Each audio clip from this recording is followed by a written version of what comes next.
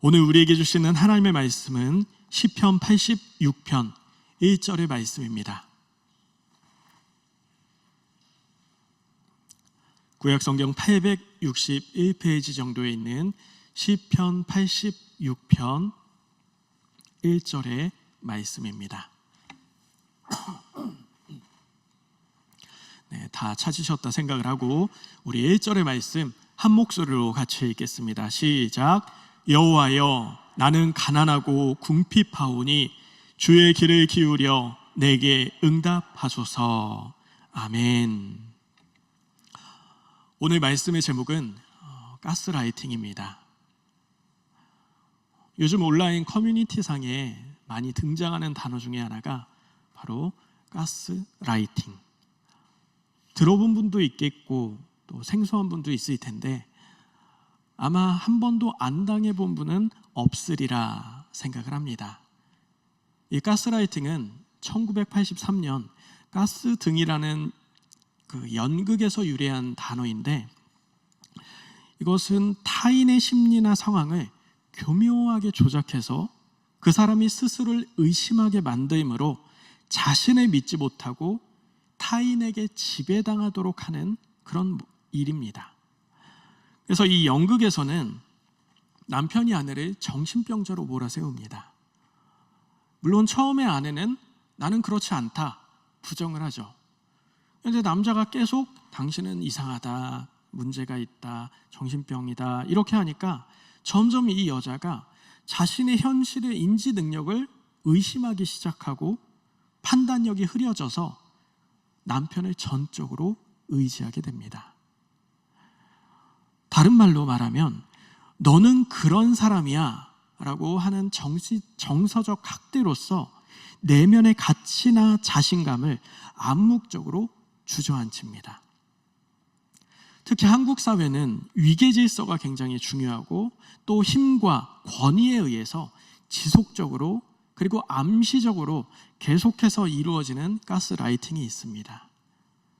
그런데 이게 범죄의 그 분류에는 들어가지 않고 아주 자연스럽게 이런 영향을 끼치는 모습입니다. 그런데 당사자는 내가 가스라이팅을 당하는지 당하지 않는지를 잘 모르는 경우가 많습니다. 그러한 것은 이걸 깨닫기 전까지 긴 시간 동안 가스라이팅을 하는 가해자는 다음과 같은 세 가지 모습으로 접근을 하는데, 먼저는 권위자로서 혹은 보호자로서 그리고 합력자로서 접근을 한다는 겁니다. 그래서 나는 너를 위해서 이렇게 하는 거야 하면서 접근하기 때문에 당사자는 내가 지금 이게 문제가 있는 건지 없는 건지 판단을 못하는 거죠. 우리 삶의 현장에 보면은 부부관계에서 또 친구관계에서 연인 그리고 직장 상사 혹은 부모 자식 간의 이러한 다방면의 관계 속에서 가스라이팅이 일어나곤 합니다. 우리 믿는 성도들의 고난 중 일부분은 악인들로부터 옵니다. 고난의 이유가 악인이 있기 때문이라는 것이죠.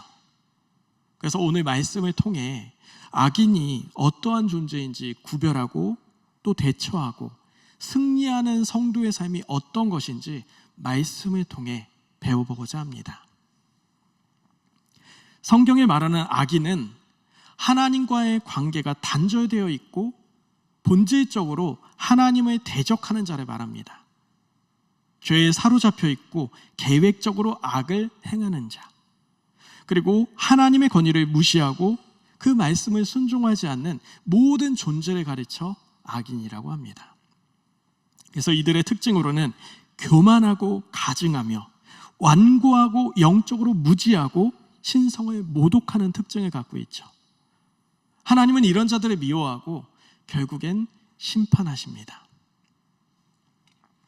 악인들의 대표적으로 나타나는 내면의 특징이 있는데 그것은 타인의 아픔에 대해서 전혀 공감하지 않는다는 겁니다.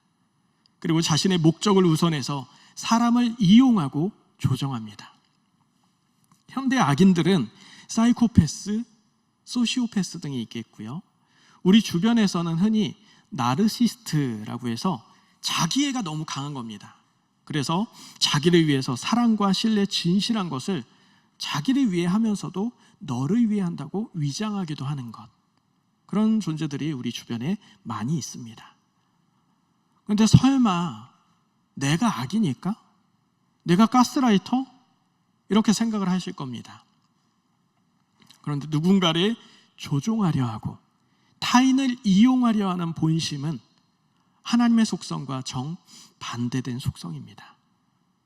이 말은 결국 그게 악인, 누군가를 내 마음대로 조정하고 누군가를 내 뜻대로 일구어가고자 하는 것이 악인이라는 것이고, 그런 악한 마음은 나의 가정 그리고 자신, 주변을 더욱 피폐하게 만들 뿐입니다.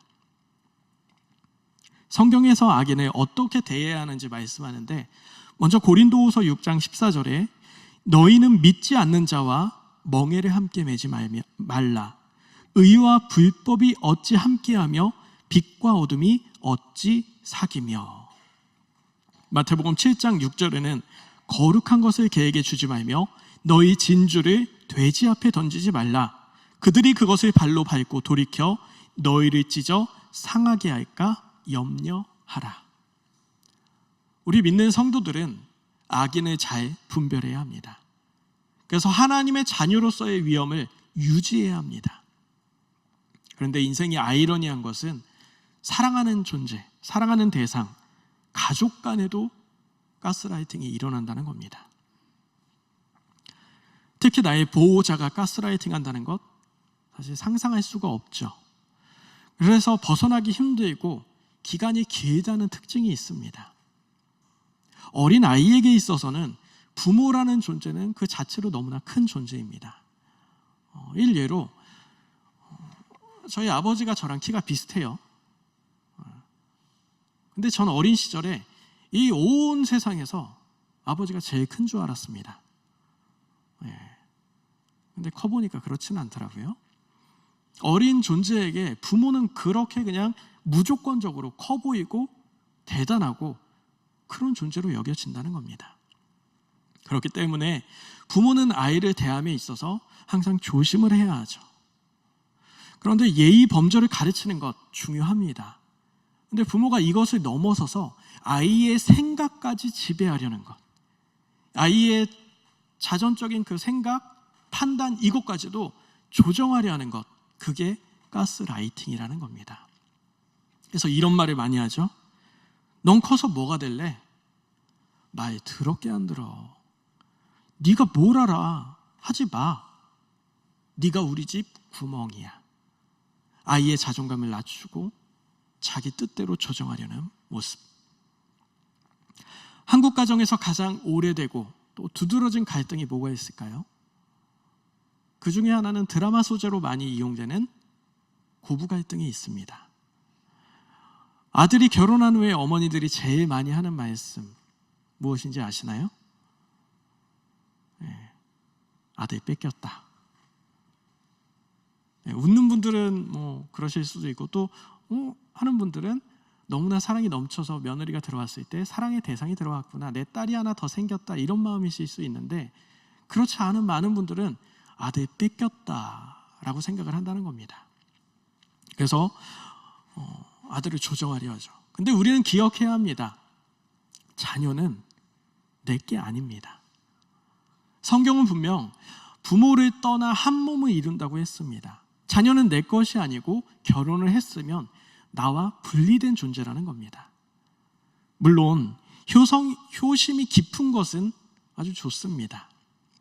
그러나 아들 내외를 내 마음대로 조정하려는 것, 그것은 가스라이팅입니다. 부모의 의도대로 자녀의 삶의 모습을 바꾸길 원한다는 것이죠. 결혼한 자녀에게 부모들이 가질 수 있는 마음은 너희 둘이 행복하게 잘 살아라, 이런 마음입니다. 아들이 결혼했는데 계속 내 아들로 있고 계속 나만 의지한다면 아들도 어머니도 행복할까요?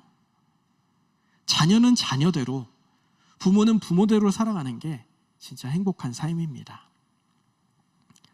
창세기 24장 67절에 이삭이 리브가를 인도하여 그의 어머니 사라의 장막으로 드리고 그를 맞이하여 아내로 삼고 사랑하였으니 이삭이 그의 어머니를 장례한 후에 위로를 얻었더라.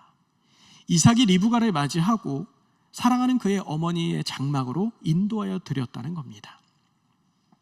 부부는 이제 남녀간의 사랑의 의미를 넘어서서 인생의 가장 힘들고 괴로운 그 순간에 위로가 되는 의지의 대상이 됩니다. 아들에게 인생의 고비고비를 함께 해줄 믿을 만한 아내가 있다는 것이 진정 축복인 줄 믿습니다.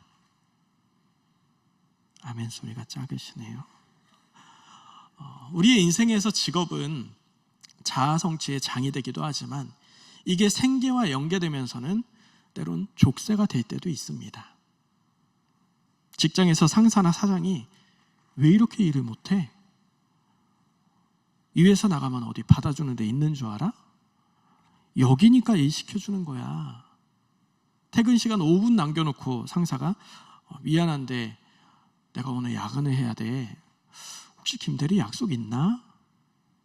이런 것들이 가스라이팅이라는 겁니다. 가스라이팅은 일상의 사소한 일에도 때론 범죄로도 이용되기도 합니다. 최근 한 무속인이 젊은 두 자매를 조종해서 친어머니를 살해한 사건이 일어났습니다. 그 무속인은 두 자매에게 너희 자매는 외모도 출중하고 학벌도 좋은데 결혼을 못하고 또 이혼한 거는 너희 엄마 때문이야. 이렇게 계속해서 세뇌를 시키는 겁니다. 가스라이팅한 거죠. 너희 엄마만 없으면 너희 인생 잘 풀려. 말도 안 되는 되게 망측한 말이죠. 근데 이게 지속되고 반복되다 보니까 이 두 자매가 결국에 자신들의 인생까지 망치게 됩니다. 아이러니한 것은 무속인에게 두 자매를 소개해 준 것이 어머니였습니다. 기독교의 목사들도 이걸 피해갈 수 없습니다. 설교단에서 욕을 하는데도 아멘. 누군가 해하자고 그렇게 독려하는데도 아멘. 그냥 맹목적으로 추종을 합니다. 정의, 말씀, 그 어떤 것도 하나님의 뜻과 부합되지 않지만 무조건적으로 아멘하는 모습. 교회의 자산을 사리사욕을 챙기는 데 사용함에도 그것을 묵인하는 성도들. 목회자는 누구를 누르고 조정하는 존재가 아닙니다. 성경에 말하는 목회자는 선하고 온유하며 하나님과 예수님의 사랑을 성도들에게 가장 긴밀하게 연결해 주려 하는 사람입니다. 그래서 성경에 선한 목자는 양을 위하여 자신의 목숨을 버리거니와. 우리는 잘 분별할 줄 알아야 합니다. 본문 86편 1절에 다윗은 이렇게 고백하죠. 나는 가난하고 궁핍하오니. 여기 궁핍이란 에비오는 압제당하고 눌림받는 상태를 말합니다. 다윗이 지금 이렇게 궁핍하고 눌림받고 있다는 겁니다. 그 이유가 무엇이냐? 이어지는 14절에 교만한 자들이 일어나 나를 치고 포악한 자의 무리가 내 영혼에 찼사오며. 대적이 있다는 거죠. 대적이 다윗을 힘들게 하고 있습니다. 다윗은 지금 눌림받고 있습니다. 그런데 조금 의아합니다. 다윗이란 존재, 우리의 기억 속에 다윗은 왕입니다. 젊은 시절에는 골리앗 앞에 가서 담대히 섰습니다. 골리앗을 무찔렀습니다. 하나님께 붙들림 바 되어서 하나님의 능력으로서 주변국들을 평정했습니다. 이제는 왕이 되어 태평성대를 누리고 주변 누구도 자신을 대적할 수 없는 그런 자리가 되었습니다. 그런데 다윗이 지금 눌림받고 있다. 힘들어하고 있습니다. 왕의 위치에서 두려워하고 있다는 겁니다. 그는 어린 시절 아버지에게 외면당하고 인정받지 못하고 또한 그 시키는 대로 살아가는 인생을 살았습니다. 뿐만 아니라 일반적으로는 내리사랑을이라고 해서 부모는 막내에 대해서는 무조건적으로 사랑하고 아끼죠. 그런데 어머니의 부재 때문이었을까요? 아버지에게 그리고 형제 자매에게 무시당하고 냉대와 멸시 속에 살아갔던 게 다윗입니다. 그렇다 보니 그의 집에 사무엘 선지자가 왔을 때도 다윗은 양을 치는 자리에 있었을 뿐이죠. 그뿐 아니라 다윗이 골리앗을 무찌른다고 했습니다. 그랬을 때 그의 큰형 엘리압이 뭐라고 합니까? 사무엘상 17장 28절에 내 교만과 내 마음의 완악함을 하노니 네가 전쟁을 구경하러 왔노라. 형 엘리압은 동생의 안위를 걱정해 주는 척하면서 다윗을 정죄합니다. 다윗에 대해 교만하다, 완악하다, 전쟁을 구경하러 왔다. 다윗이 언제 그랬습니까? 다윗이 언제 교만했으며 완악했으며 전쟁을 구경하러 왔습니까? 가스라이팅이죠. 형 엘리압은 다윗을 무시합니다. 그의 가능성을 철저히 무시하고 짓밟습니다. 진정 교만하고 완악하고 악한 존재는 큰형 엘리압입니다. 이후 다윗이 사울의 사위가 됩니다. 아내를 미갈로 맞이하는데 다윗은 아내 미갈을 사랑했습니다. 그러나 미갈은 다윗의 참 가치를 알아보지 못했습니다. 하나님 앞에 춤출 때 옷이 벗겨져 내려가니까 다윗을 무시하죠. 장인에게 10년 동안 목숨을 위협받습니다. 국가 통수권자에게 10년 동안이나 목숨을 위협받아서 피하며 살아갔을 때 다윗의 마음이 얼마나 힘들었겠습니까? 왕이 되었을 때는 그냥 태평성대가 아니라 믿을 수 있는 장수 요압이 자기의 자리를 지키기 위해 독주를 합니다. 자기 뜻대로 합니다. 말을 듣지 않습니다. 주변의 대적들이 다윗의 목숨을 위협하고요. 노년이 되어서는 자신의 친아들 압살롬이 존속 살인을 하려고 합니다. 믿었던 신하들은 압살롬의 편에 붙어서 다윗의 목숨을 위협하고 있습니다. 다윗은 공고합니다. 과거 자신의 쓴뿌리와 같은 연약함, 그 무기력한 마음이 다시금 올라오는 겁니다. 괴로운 가운데, 그런 힘든 상황 가운데 다윗은 하나님, 힘듭니다. 하나님, 저 공고하고 궁핍합니다. 이렇게 기도하고 있습니다. 그러나 다윗은 주의 귀를 기울여 내게 응답하소서 하는 기도를 통해서 지금의 그 어려운 가운데 하나님의 은혜를 구합니다. 이제 그는 자신을 향했던 가스라이팅을 극복하려고 노력하고 기도합니다. 먼저 8절에 다윗은 주님, 신들 가운데 주님 같은 신이 또 어디 있습니까? 10절에 주님만이 홀로 하나님이십니다. 다윗은 하나님을 감탄하며 하나님의 주권을 인정하고 있습니다. 오늘 우리의 삶 속에 하나님을 감탄하는 인생 살아가기 원합니다. 그럼 우리의 인생이 감탄하는 인생이 될 줄 믿습니다. 이어서 11절에 주님, 주님의 길을 가르쳐 주십시오. 내가 마음을 모아 주님을 경외하겠습니다. 말씀을 기준으로 순종할 것을 결단하고 다짐합니다. 말씀이 내 안에서 살아 역사하는 것이 순종입니다. 이렇게 순종한 후에 13절에 주님께서 내 목숨을 건져 내셨습니다.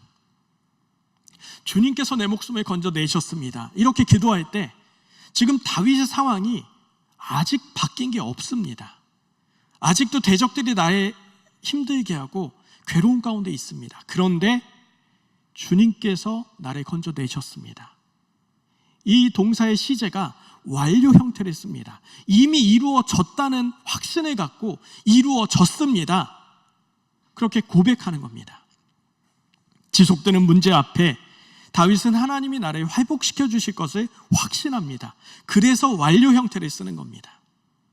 정말 이 말처럼 다윗은 그 어떤 악인이 자신을 위협한다 할지라도 그 어려움 속에서도 하나님이 지키심으로 하나님이 허락한 그 인생을 쭉 살아서 그 하나님의 때 부름 받습니다. 마지막으로 15절에 주여 주는 긍휼히 여기시며 은혜를 베푸시며 노하기를 더디하시며 인자와 진실이 풍성하신 하나님이십니다. 여기에 하나님의 성품에 대해 고백하는데 긍휼이라고 하죠. 이 히브리어 라훔은 그 본래적 의미가 라함에서 왔는데 자궁이라는 의미입니다. 엄마의 뱃속에 있는 자궁. 어머니는 아기를 잉태하고 상고의 고통을 통해 자녀를 출산합니다.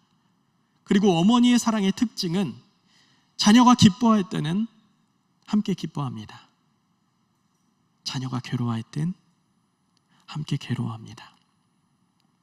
지금 다윗이 고백하는 긍휼, 이것은 하나님의 사랑의 속성이 함께 아파하십니다 라는 고백입니다. 다윗이 힘들어할 때 하나님과 함께 힘들어하고 있다는 것이죠. 엄마의 사랑받은 아이, 그 자녀들을 바라보기 원합니다. 사랑받은 아이는 눈빛부터 다릅니다. 내면에 자신감이 있고요, 다양한 자극이 자신을 찾아온다 할지라도 용기가 있습니다. 그래서 그것을 능히 이겨내죠. 그런데 다윗은 어떠했습니까?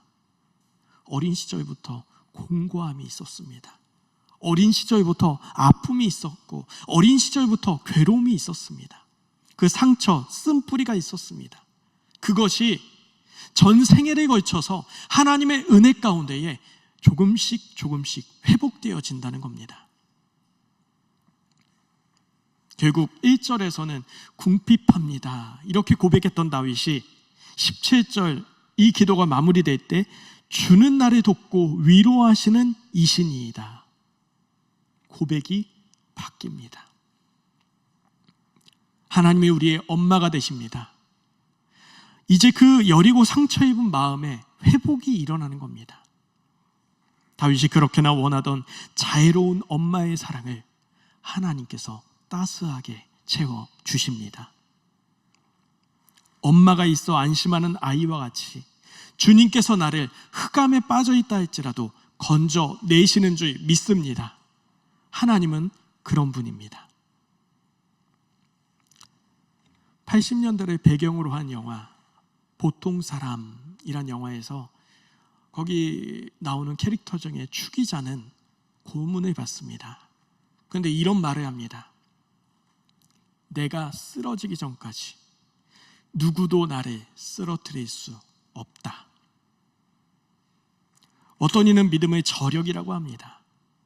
저 사람 끝났어 그러는데 부스스 일어납니다.